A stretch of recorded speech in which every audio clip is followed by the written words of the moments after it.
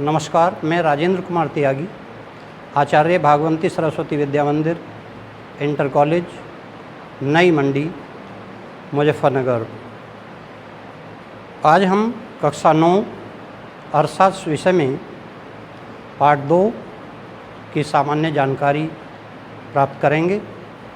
अर्थशास्त्र में पार्ट 2 संसाधन के रूप में लोग है। संसाधन के रूप में लोग वास्तव में जनसंख्या एवं मानवीय संसाधन को ही कहा जाता है।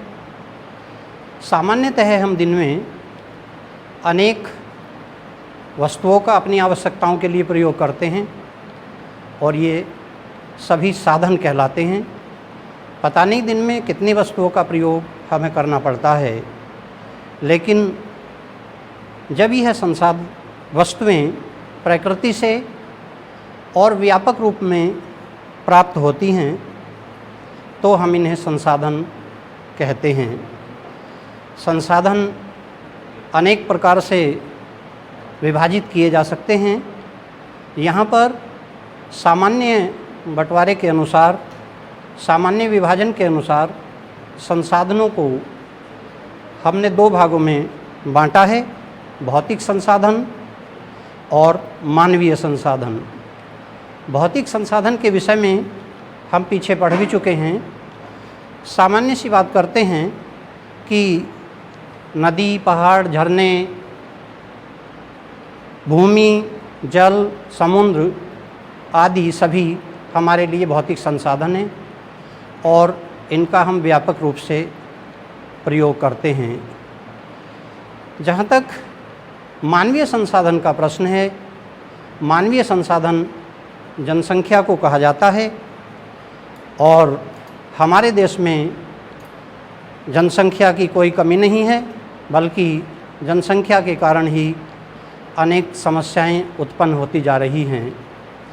यह जनसंख्या अधिक है, यह मान लेना कुछ लोगों के लिए जनसंख्या का नकारात्मक पहलू है, क्योंकि जब हम जनसंख्या की समस्याओं पर विचार करते हैं, जनसंख्या की शिक्षा, जनसंख्या का स्वास्थ्य, जनसंख्या का रोजगार, तो हमें लगता है कि जनसंख्या अनेक समस्याओं को जन्म देती है और सरकार के सामने एक बड़ा दायित्व बन जाता है।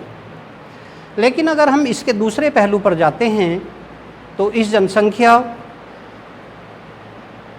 के लिए संसाधन के रूप में धन खर्च कर हम इसकी शिक्षा, इसका स्वास्थ्य और इसके प्रशिक्षण पर अधिक ध्यान दें तो यह जनसंख्या ही देश के विकास में आज नहीं तो कल बड़ा संसाधन बन सकती है।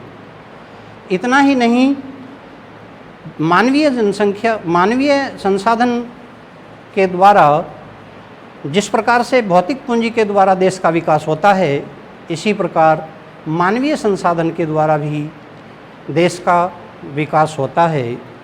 यहाँ इसी पाठ में दी गई 2 कहानियों का हम चर्चा करेंगे, जिससे मानवीय संसाधन की विशेषता का और भी अधिक पता चल जाता है। पहली कहानी है शकल की कहानी।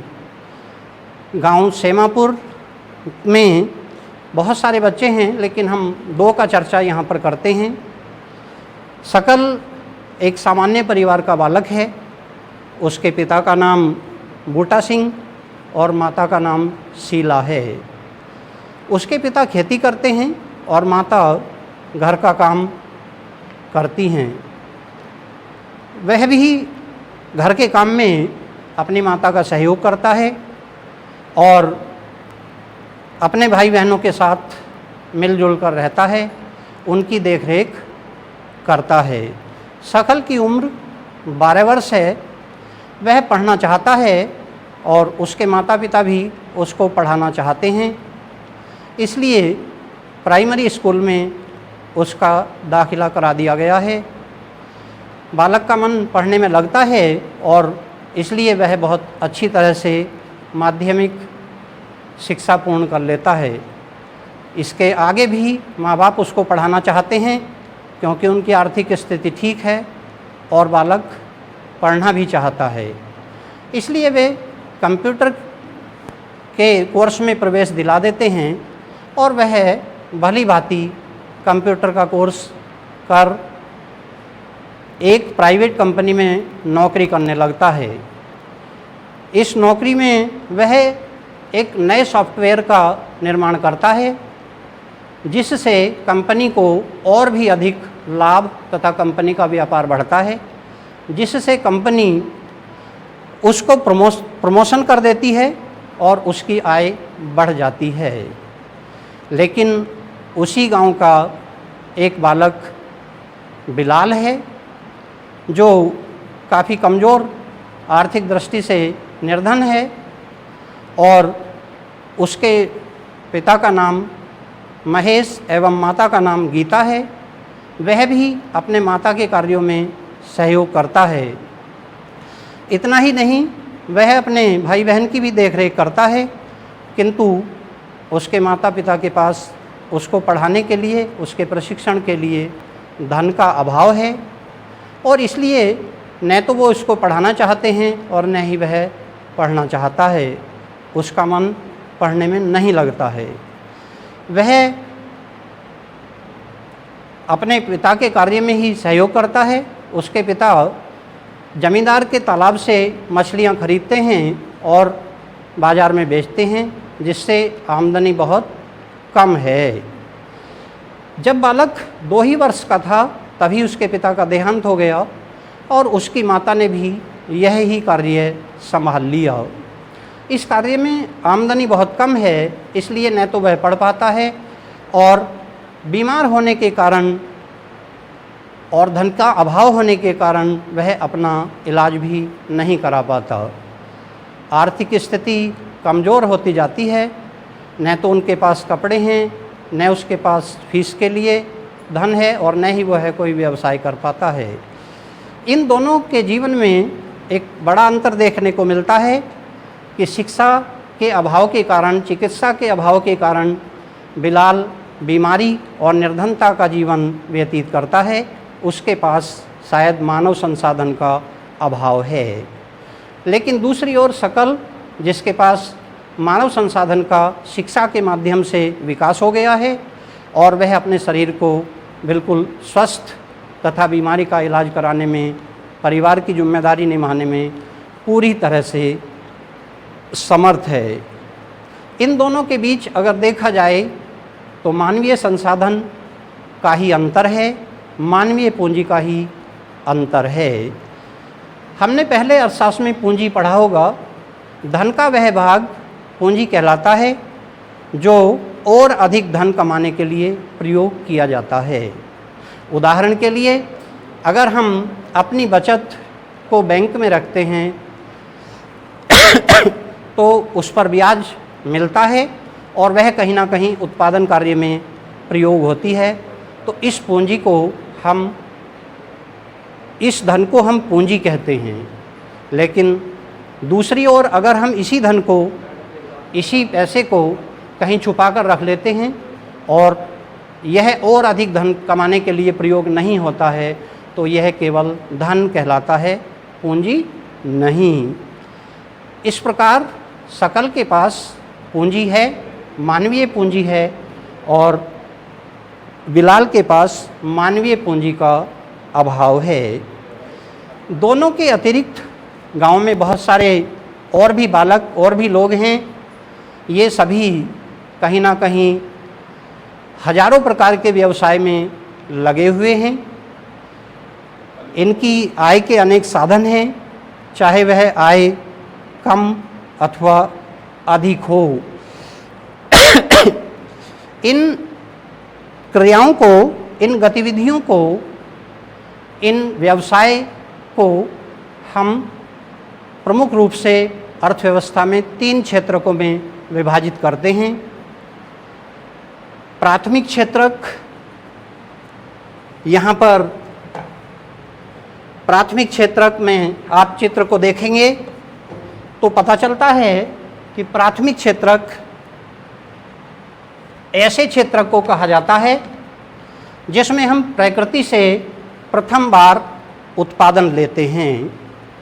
प्राथमिक क्षेत्र के अंतर्गत यहाँ आपको दिखाई देगा चित्र में ट्रैक्टर और कृषि कार्य हो रहा है। कृषि प्राथमिक क्षेत्र के अंतर्गत आता है। इसी प्रकार के अन्य व्यवसाय जैसे खनन, खान खोदकर भूमि से संसाधनों पदार्थों को निकालना, वनोत्पाद वनों से अनेक प्रकार के पदार्थों की पूर्ति करना, इसी प्रकार वनों का वृक्षारोपण करना। आगे मत्स्य पालन भी हो सकता है और मछली पकड़ना भी हो सकता है। सागर में बहुत सारे लोग मछलियां पकड़ते हैं, लेकिन मछलियों का पालन भी किया जाता है। बहुत सारे झीलों तालाबों में मछलियों का पालन किया जाता है। इसी प्रकार पशुपालन, बहुत सारे पशु, भेड़ पालन, मुर्गी पालन, गाय भैंस पालन आदि सभी व्यवसाय प्राथमिक व्यवसाय के ही अंतर्गत आते हैं, प्राथमिक क्षेत्र के ही अंतर्गत आते हैं। मुर्गी पालन, कुक्कुट पालन, बत्तख पालन आदि भी इसी क्षेत्र के अंतर्गत आते हैं। इससे आगे बढ़ते हैं तो द्वितीय क्षेत्रक, यह क्षेत्रक प्राथमिक क्षेत्र की वस्तुओं में ही कहीं ना कहीं संशोधन और उनकी उपयोगिता बढ़ाने में सहायक होता है। इस व्यवसाय को गौण व्यवसाय या द्वितीयक व्यवसाय भी कहा जाता है। जैसे लोहा इस्पात उद्योग, लोहे से आप सभी जानते हैं कि हजारों प्रकार की वस्तुओं का निर्माण होता है। विशेषकर इसको हम लोहा इस्पात उद्योग कहते हैं। इसी प्रकार लकड़ी से, जो लकड़ी हमें प्राथमिक व्यवसाय के रूप में प्राप्त होती है, वनोत्पाद के रूप में प्राप्त होती है, इसी से फर्नीचर, पानी के जहाज, पानी के लिए नावें आदि बहुत सारी चीज़ें बनाई जाती हैं। इसी प्रकार मोटर कार, परिवहन के साधन, रेल, वायुयान आदि अनेक उद्योग जिनके लिए प्राथमिक क्षेत्र से कच्चा माल प्राप्त होता है और इसी का संशोधन, इसी की उपयोगिता बढ़ाकर इसी की काट छाँट कर कहीं ना कहीं हम उसको उपयोगिता का रूप देते हैं। ऐसे उद्योग को ही द्वितीयक व्यवसाय, द्वितीयक क्षेत्रक या द्वितीयक व्यवसाय या गौण व्यवसाय कहा जाता है। इसके बाद तीसरा व्यवसाय तृतीयक व्यवसाय या तृतीयक क्षेत्रक के अंतर्गत आता है। इसमें विशेषकर वस्तुओं के साथ साथ सेवाएं सम्मिलित की जाती हैं, जैसे व्यापार, परिवहन, संचार, बैंकिंग, बीमा, शिक्षा, चिकित्सा आदि। ये सभी ऐसे कार्य हैं जिनमें मुख्य रूप से वस्तुओं के उत्पादन के साथ साथ सेवाएं प्रदान की जाती हैं। इन तीनों प्रकार के उद्योग को अगर हम देखते हैं तो एक दूसरे पर निर्भर होते हैं। ये सभी एक दूसरे को कहीं ना कहीं सहयोग करते हैं। एक व्यवसाय के विकास के बिना दूसरे व्यवसाय का विकास अथवा अधिक विकास होना संभव नहीं है। उदाहरण के लिए जो लोहा खनन कार्य में हमें प्राप्त होता है, उससे ही हम बस, ट्रक, मोटर कार या अन्य मशीनें बनाते हैं। ये सभी तृतीय व्यवसाय के रूप में, परिवहन के रूप में, व्यापार के लिए प्रयोग होते हैं। इस प्रकार प्राथमिक व्यवसाय के बिना द्वितीयक व्यवसाय का विकास संभव नहीं है, या कह सकते हैं अधिक विकास संभव नहीं है। इसी प्रकार द्वितीयक व्यवसाय के विकास के बिना तृतीयक व्यवसाय का विकास संभव नहीं है। साथ ही इसके विपरीत देखते हैं तो तृतीयक व्यवसाय की सेवाओं के बिना न तो प्राथमिक व्यवसाय का विकास किया जा सकता है, उदाहरण के लिए न तो कृषि का विकास किया जा सकता है, न ही खनन कार्य किया जा सकता है, और न ही अन्य उद्योग सफलतापूर्वक किए जा सकते हैं। इसी प्रकार परिवहन, संचार, व्यापार के ही द्वारा द्वितीय व्यवसाय को एक आधार प्रदान होता है। जैसे लोहा इस्पात उद्योग के लिए परिवहन की सुविधाओं का होना अति आवश्यक है। इसके बिना, अर्थात तृतीय व्यवसाय के बिना द्वितीयक व्यवसाय का अधिक विकास होना असंभव सा है। इन्हीं सभी व्यवसायों को आर्थिक आधार पर दो भागों में बांटा गया है, जिसे हम आर्थिक क्रियाएं कहते हैं। आर्थिक क्रियाएं भी दो भागों में बांटी गई हैं। एक बाजारू क्रियाएं, एक बाजार की क्रियाएं और दूसरी गैर बाजार की क्रियाएं। बाजार की क्रियाएं सामान्यतः वे क्रियाएं कहलाती हैं जिनका निर्माण बाजार में बेचने अथवा लाभ कमाने के लिए किया जाता है।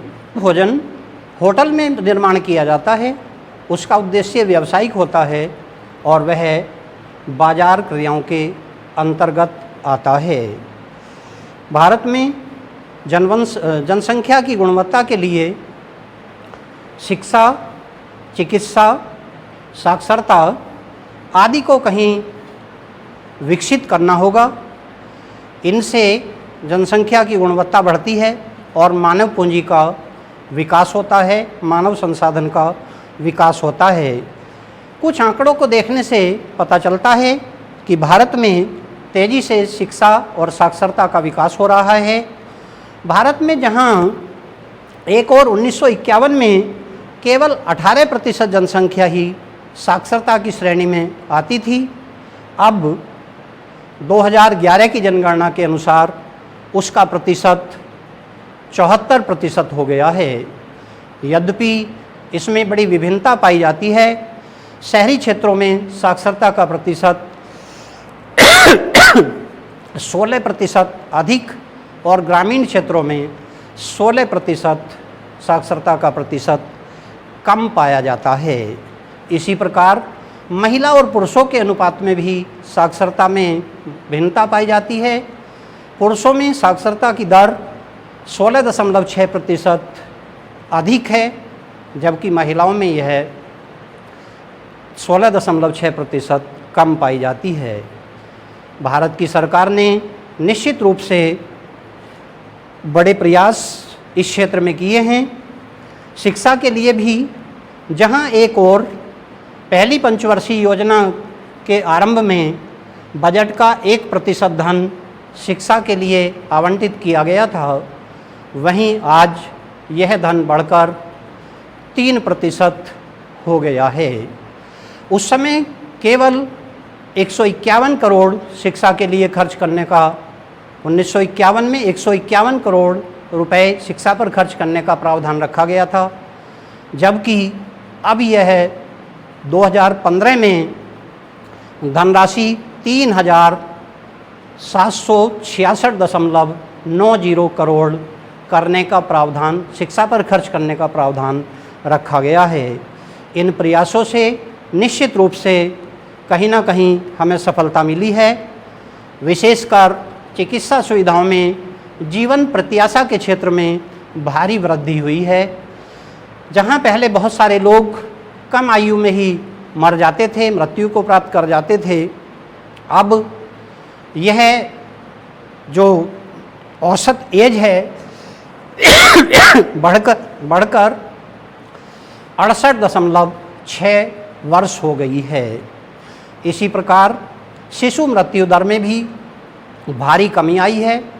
1951 में भारत में शिशु मृत्यु दर 147 शिशु प्रति हजार थी, जो अब घटकर 47 शिशु प्रति हजार रह गई है।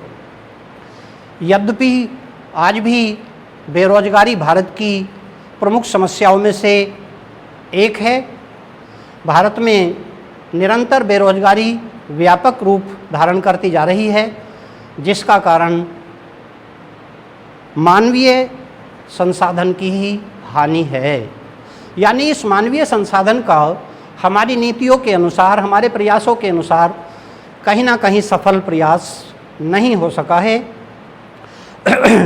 भारत में मुख्य रूप से 3 प्रकार की बेरोजगारी पाई जाती है।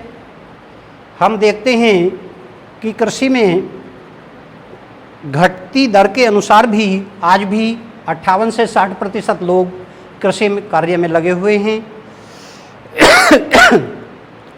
कृषि क्षेत्र में इतनी बड़ी जनसंख्या का होना जनसंख्या या मानवीय संसाधन का अपव्यय है। इसी के कारण ग्रामीण क्षेत्र में अथवा कृषि क्षेत्र में बहुत बड़े पैमाने पर बेरोजगारी पाई जाती है। भारत कृषि की बेरोजगारी को विशेष रूप से हम मौसमी बेरोजगारी कहते हैं, क्योंकि किसान जब फसल बोता है अथवा काटता है अथवा निराई गुड़ाई करता है तो उसके पास बड़े पैमाने पर रोजगार होता है, लेकिन जब फसल बो दी जाती है अथवा काटते समय के बीच जो अंतर आता है या एक फसल काटकर दूसरी काटी जाती है, दूसरी बोई जाती है, तो इसके बीच भी जो अंतर आता है वह समय व्यर्थ रहता है, उसमें किसान को कोई रोजगार नहीं मिलता और इस कारण बड़े पैमाने पर भारत में विशेष रूप से ग्रामीण क्षेत्रों में मौसमी बेरोजगारी पाई जाती है। इसी के साथ साथ दूसरी प्रकार की बेरोजगारी अदृश्य बेरोजगारी या छिपी बेरोजगारी होती है, जो हमें दिखाई तो नहीं देती लेकिन बड़े पैमाने पर होती है। उदाहरण के लिए 1 हेक्टेयर भूमि पर 5 व्यक्ति खेती कर सकते हैं और उससे अधिकतम उत्पादन लिया जा सकता है, किंतु उसी भूमि पर एक कृषक परिवार में 8 व्यक्ति कृषि कार्य करते हैं और इस भूमि पर 5 व्यक्तियों के समान ही उत्पादन होता है।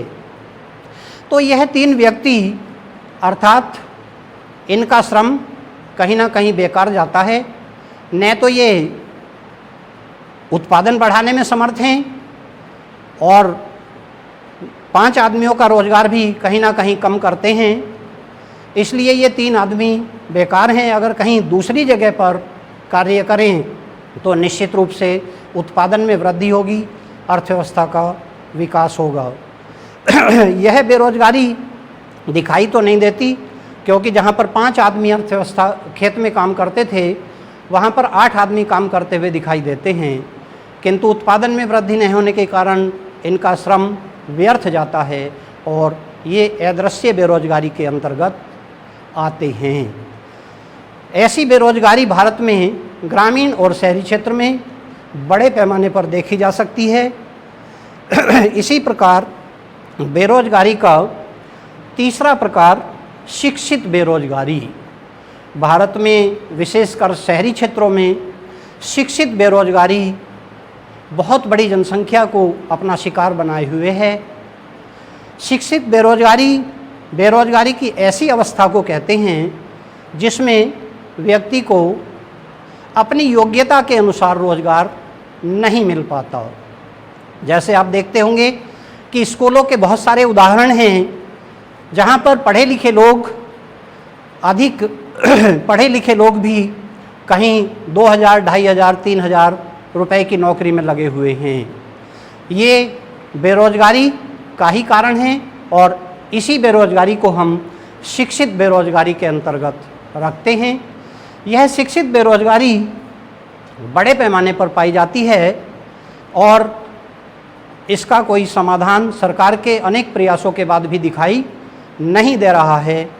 आज हम मजदूर की मजदूरी देखते हैं तो उसकी भी सरकार ने मनरेगा के अंतर्गत उसे भी वर्ष में 200 दिन का काम और 202 रुपये मजदूरी वर्तमान योजनाओं के अनुसार घोषित कर दी है, शायद मिल भी रही है। इसके अनुसार एक मजदूर को 6000 से भी अधिक धन मासिक मिलना चाहिए या मिलता है। लेकिन शिक्षित क्षेत्र को देखते हैं तो बड़े पैमाने पर विशेषकर स्कूलों का भी उदाहरण दिया जा सकता है कि 2500, 2000, 3000 से ही नौकरी शुरू हो जाती है, जबकि उन स्कूलों में भी पढ़े लिखे ग्रेजुएट, MA, B.Ed, BSc आदि लोग कार्य करते हैं। इस बेरोजगारी के कारण भारत की दशा निरंतर कमज़ोर होती जा रही है और इस बेरोजगारी की ओर सरकार को निश्चित रूप से रोजगार बढ़ाकर ध्यान देना चाहिए। इतना ही नहीं, बेरोजगारी के कारण अनेक समस्याओं को जन्म मिला है। जैसे मानव शक्ति का व्यर्थ जाना। बहुत बड़ी समस्या है कि मानव श्रम जो हम आज काम कर सकते थे उसका संचय कर पाना कठिन है, और इसलिए आज का श्रम अगर हम नहीं कर पाते हैं तो वह कहीं ना कहीं बेकार चला जाता है। ऐसे ही बेरोजगारी के कारण निर्धनता में वृद्धि हो रही है। अभी मैंने बात की तो बहुत बड़े वर्ग का शोषण हो रहा है, जो अभी मैंने बात की थी शिक्षक बेरोजगारी के कारण। इसी कारण अपराधों में भारी वृद्धि हो रही है, चोरियां डकैतियां बढ़ रही हैं।